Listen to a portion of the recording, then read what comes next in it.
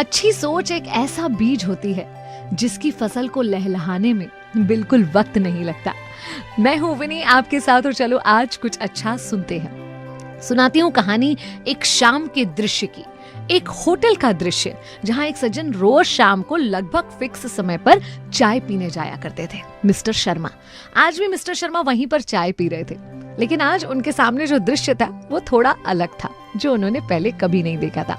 सामने वाली टेबल पर देखते हैं कि एक अधेड़ उम्र का व्यक्ति अपनी छोटी सी 8-10 साल की बच्ची के साथ वहां पर आता है। वो जो व्यक्ति था उसके कपड़े फटे हुए और मैले थे, शर्ट के ऊपर के 2 बटन गायब थे। बिल्कुल देखकर लग रहा था कि कोई मजदूर है जो मेहनत मजदूरी का काम करता है। लेकिन साथ में जिस बच्ची को लाया था बड़े स्नेह और प्यार से, उसने धुली हुई साफ नई फ्रॉक पहनी हुई थी। बाल अच्छी तरह से बनाकर बालों में वेणी भी लगाई हुई थी। बहुत खुशी से दोनों बैठे। वेटर आया, दोनों के लिए पानी लाया, पूछा क्या लाऊं, तो उसने बोला कि एक डोसा ले आओ इसके लिए, मेरी बच्ची के लिए। वेटर ने पूछा और तुम्हारे लिए? तो बोलता नहीं, मेरे लिए कुछ नहीं।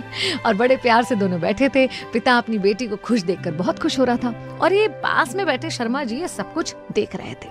इतने में थोड़ी देर में उस व्यक्ति का फोन बजता है, कोई पुराना छोटा सा फोन। वो बजता है, उसका फोन उठाता है, अपने मित्र को बहुत उत्साह से बता रहा था कि अरे होटल आया हूँ बिटिया को लेकर, आज इसका जन्मदिन है ना, और मैंने इससे वादा भी तो किया था कि अगर तुम क्लास में पहला नंबर आओगी तो मैं होटल में ले जाकर डोसा खिलाऊंगा। तो बस होटल आया हूँ उसको डोसा खिलाने। फिर एक छोटा सा पॉज लेता है और दोस्त से कहता है, हम दोनों? नहीं, हम दोनों कैसे डोसा खा सकते हैं, हमारे पास कहाँ इतने पैसे। मेरे लिए तो घर पर दाल चावल बना हुआ है, मैं जाकर वही खाऊंगा, बिटिया को यहाँ पर लेकर आया हूँ।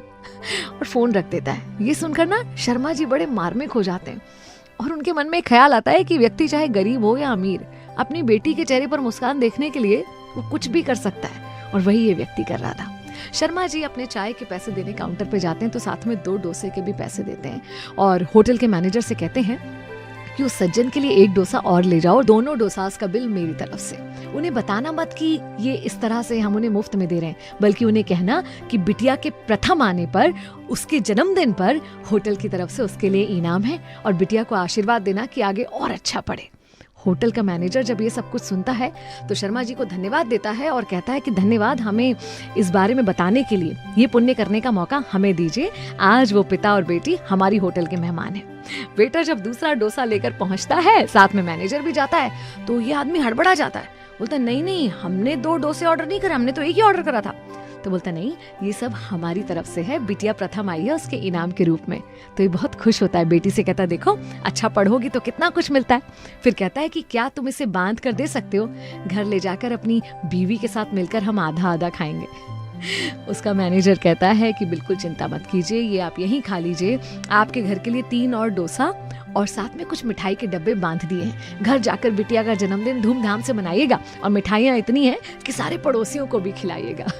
ये सब कुछ शर्मा जी बाहर खड़े होकर देख रहे थे और बहुत प्रसन्न हो रहे थे कि क्योंकि उनके मन में एक अच्छा विचार आया, किसी का भला करने की सोच आई, और उसका परिणाम देखिए, सामने वाले ने उनकी सोच से भी ज्यादा कर दिया। अगर हम बोलते हैं ना कि आसपास अच्छाई खत्म हो रही है, तो कहीं ना कहीं इस अच्छी सोच का बीज है जो खत्म हो रहा है। क्यों ना ये बीज हम अपने अंदर ही पैदा करें और उसकी फसल आसपास लहलहाती हुई देखें।